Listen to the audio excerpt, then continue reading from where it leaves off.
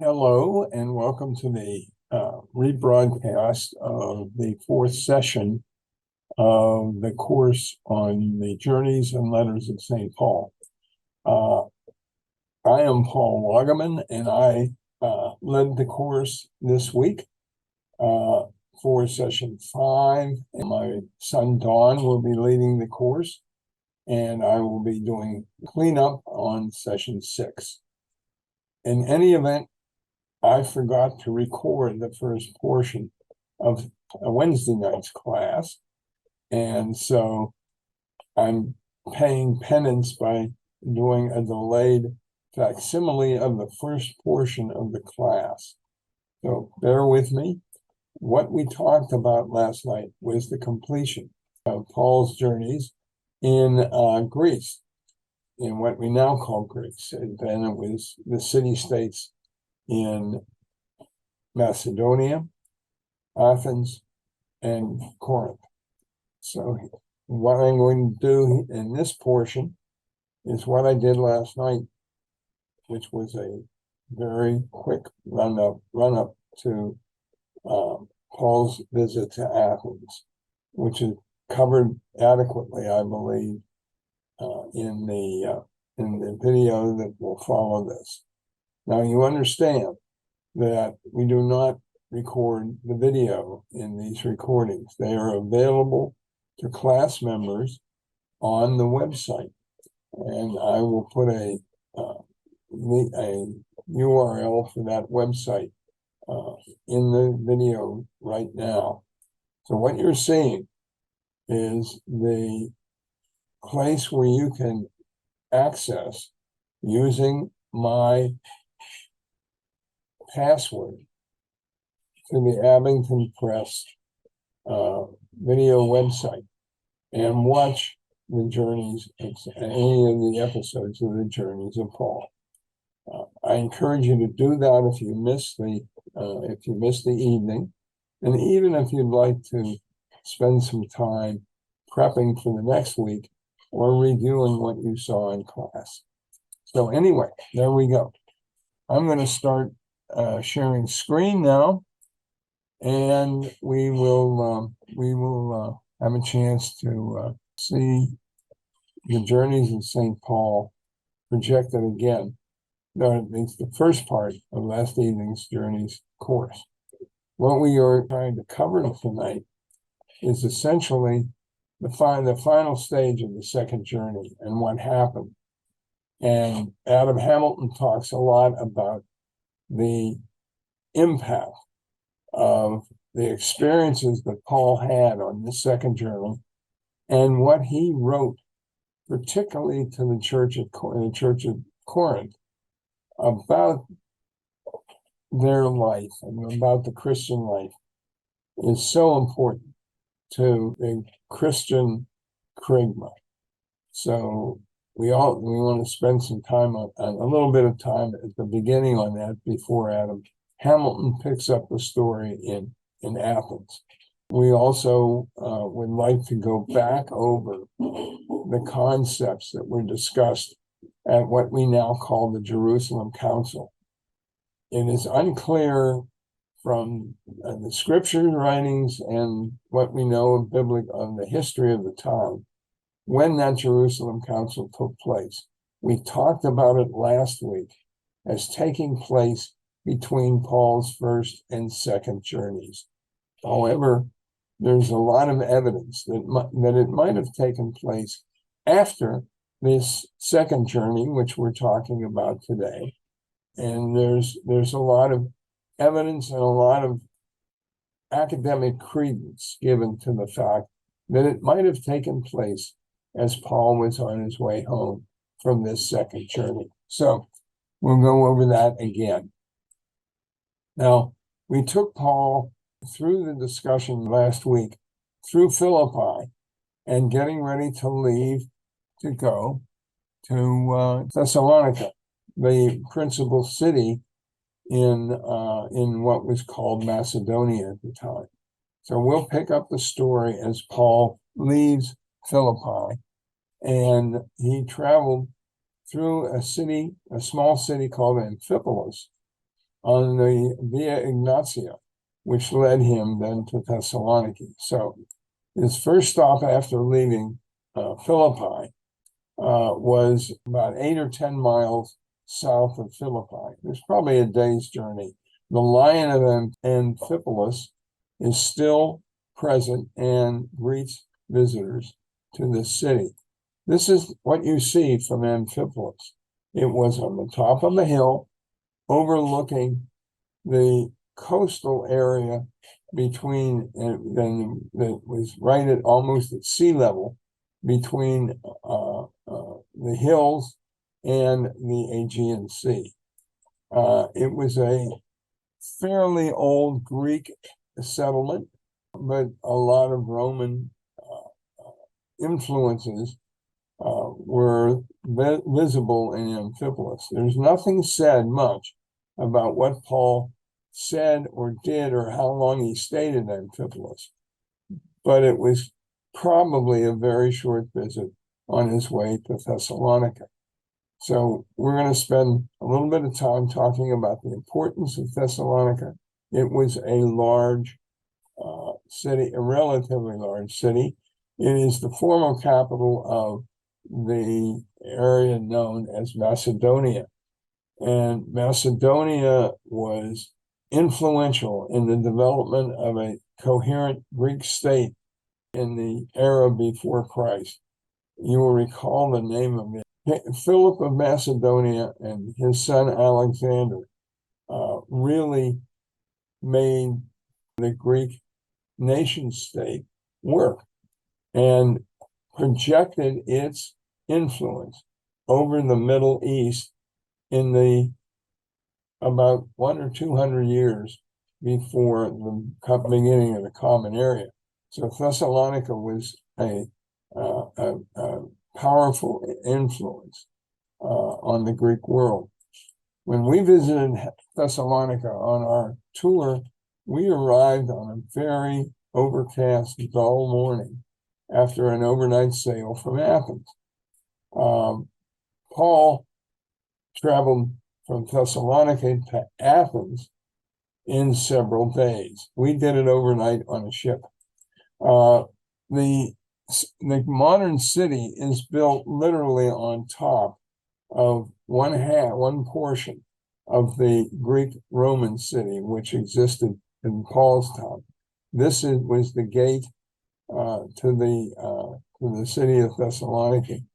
Now it sits in the middle of a busy area, as does the theater and other portions of Roman city of Thessaloniki on the plain near the ocean.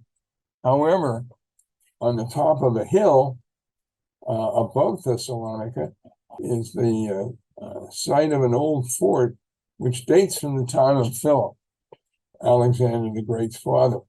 This was the sort of the ancient center of Thessalonica on the hill. And Paul found a certain amount of refuge and a certain amount of safe area in this city to work and preach on his stay in Thessalonica. Several of the that followed the way and listened to Paul's charisma and gospel lived and worked in this fort in the top of the hill. So this is where Paul essentially was working when he had his usual effect on the local folk, the local authorities, and he had to leave Thessalonica after being considered a troublemaker and a false prophet. However, he did make several converts to what the Christian movement was known as the Way. So he left with the beginning of a church there. And indeed, his letter to the Thessalonians is one of his early writings, and probably his earliest writing. And we'll get to that a little later. Anyway, from Thessaloniki, he traveled down along the coast of Greece. He didn't sail. He went first to the city of Berea, and then after a short time, he moved on to Athens. He was traveling on foot. He wasn't traveling by boat. Berea, he found a hospitable site. And I must say that one of the things that he did, he left Silas and Timothy to consolidate and help organize and establish the followers of the way. And Bereans took a long trip with him to the city of Athens. And that was kind of an interesting sort of change in Paul's travel routine. I'm not going to go into Athens very much at this time. This is covered pretty well by the video, which you're going to see next. But it was a very interesting and unique portion of Paul's ministry. So I'm going to halt right now, and we are going to go into the video. And remember, you will not see the video on this recording.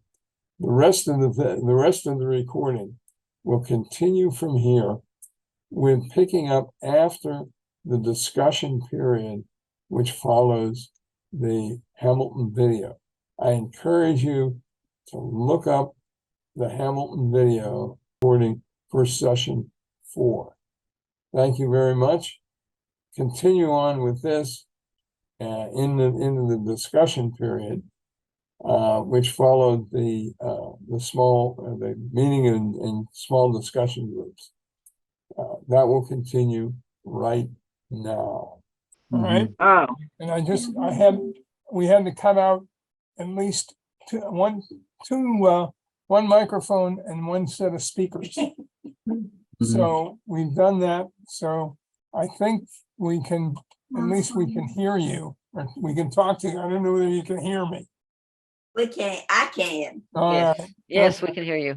And did anybody have any very profound things to learn and that you learned in your group? You're asking a lot of us, Don. It has to be profound, or Paul, it has to be profound, huh?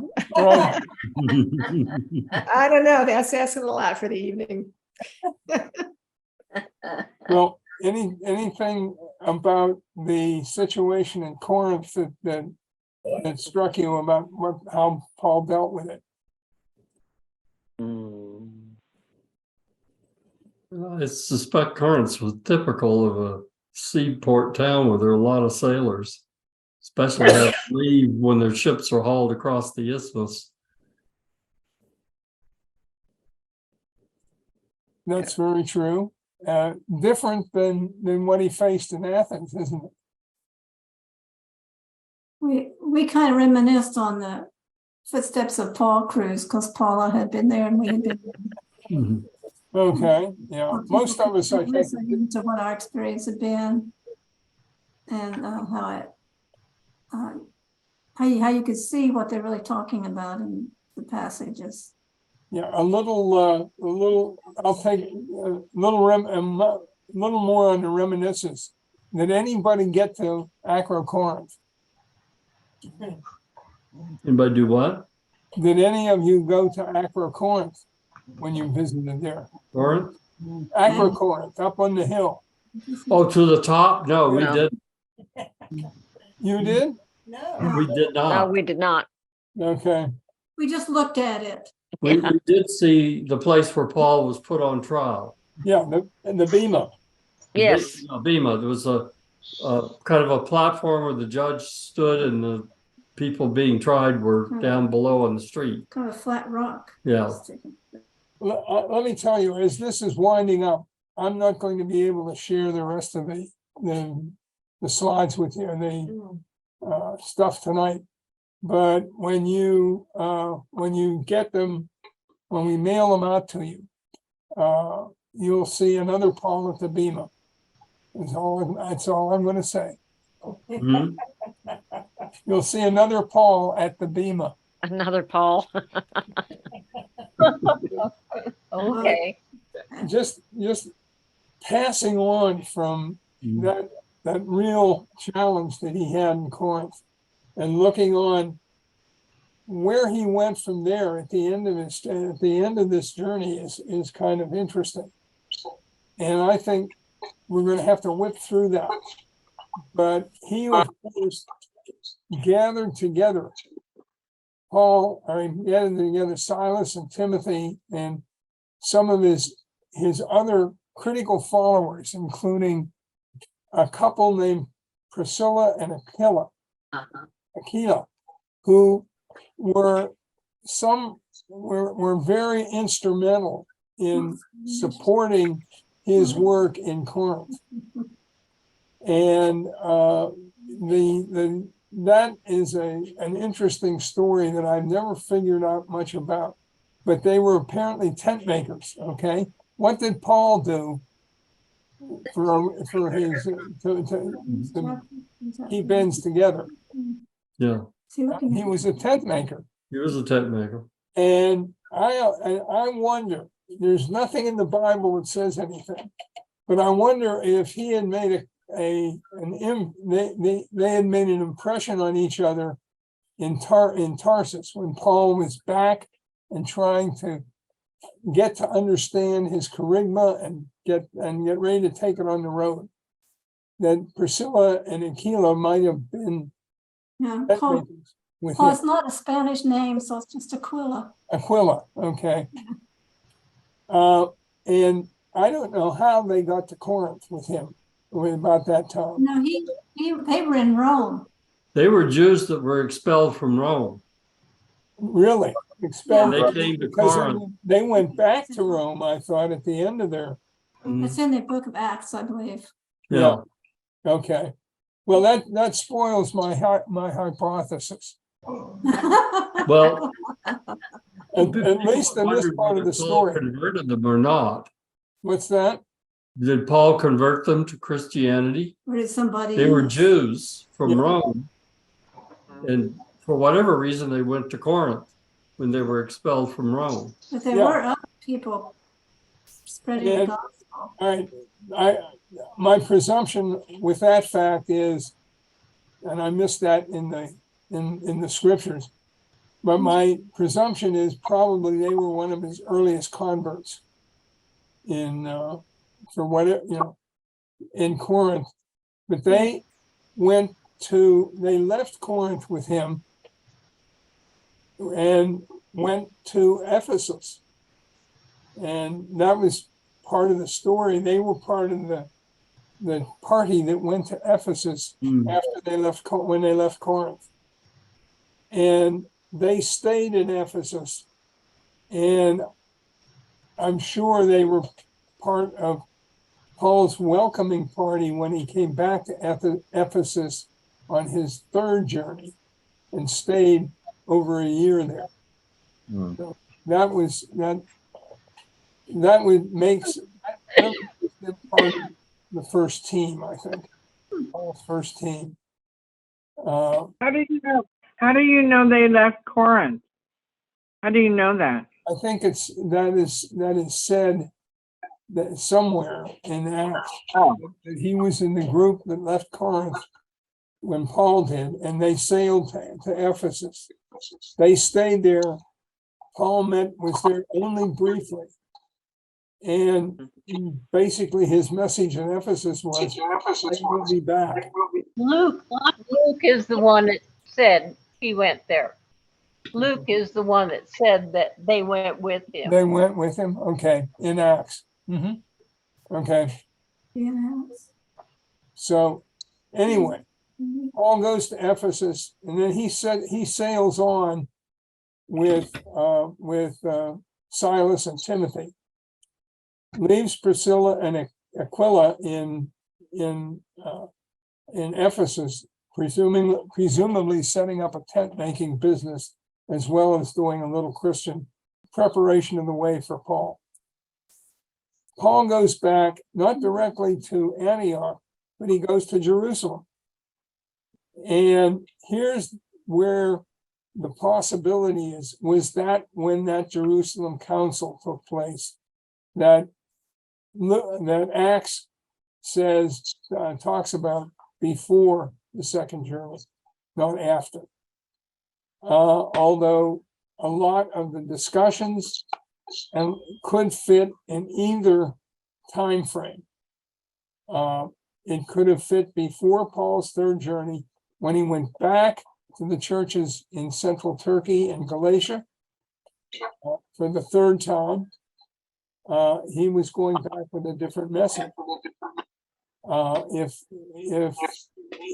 And something that kind of talks to his writing in the letter to the Galatians, which was apparently written during that second journey. So, there's some history is not really completely well defined in this period.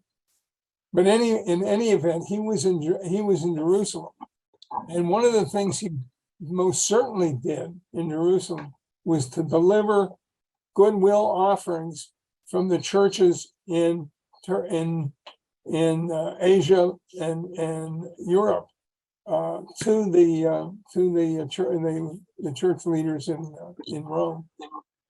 So that was part of what was going on that stop on that second journey. Then he returned to Antioch. So there's some interesting kind of unsolved issues about what the record, what scholarship, and what interpretation of whatever is written and whatever was said at that time plays out in today's church history.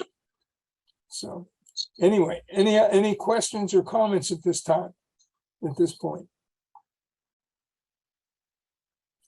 Next week, it's the third journey. And Dawn is going to be leading it, and I'll be assisting as I can. So if you want to get and view the videos beforehand, it will be number 5 in the series. And it will be, and we'll let you know how to get into the Abington website and get to that if you want to preview it. So we will get that information out to you, as well as all of today's materials, even though we didn't get over them in the latter part of the journey in any detail. So any other questions or comments or thoughts? Thank you. Yeah. You're welcome. Thank you. That's good. I'm going to let Janet pray us out with your thanks. And just so you know, these closing prayers are coming from the leader guide. So they're much more eloquent than I am. But so I will share the closing prayer. Loving God, guide us as we seek to emulate the most profound example of love made incarnate, your Son, Jesus Christ. Make us aware of your presence with us, guiding us by your Spirit as we continue our journey as followers of the way. In the name of the one who came to show us what your love is like, your Son, Jesus Christ. Amen. Amen. Amen. Very good. Okay. Thank you, Paul. Thank you, everyone. You're welcome. Before you leave, let me throw an idea out that we've been thinking about. I love to use some of the pictures that I made or acquired when I was touring. I know the Kuipers have a wonderful set of pictures. I'm sure Paula has some. If you're interested, we may hang out afterwards, not after the last lesson, after part 6, and share those photos. Mm. So if anybody is interested, be thinking about hanging out with us for a couple of weeks afterwards. We'll see you. Good night. Good night. I- You know. Good night.